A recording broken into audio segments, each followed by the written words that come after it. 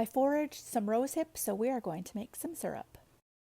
What you're going to do is you're going to cut off the stems of the rose hips with a knife, and then you're going to add them to a pot.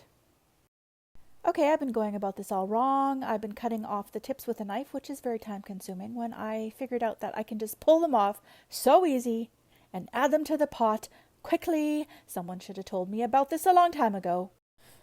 Calm down. Okay, I have some dried rose hips, so I'm going to add those to the pot as well. And instead of cutting each of them into quarters, I'm going to add them to the blender. And using the pulse, I'm going to finely chop them. Add 4 cups of water to your mush. You're going to turn your heat on high, and you are going to boil them until it looks like this. Then turn it down to medium. Now let's let it simmer for 20 minutes.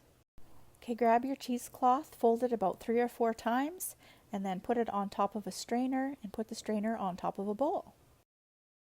Sometimes I double strain my rose hips because they have little hairs in them that can irritate your stomach lining, so please make sure it's strained very well. And that's the aftermath. Let's measure it out and see how much we got for liquids. It's almost 2 cups. Perfect.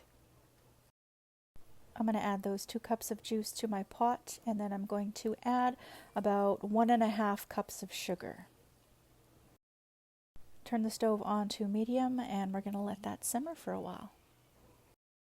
Bring it to a rolling bubble and just let it do its thing for a while because we want it to thicken.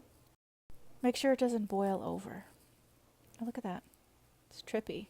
It's like a whole bunch of bugs. Ew.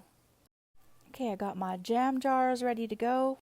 I like to pour the syrup in a little at a time because I just don't want the jar to get too hot and explode. Now you put the lid on and it will seal itself with all the heat inside the jar. And I got about 1.5 jars. Awesome. Okay, bye.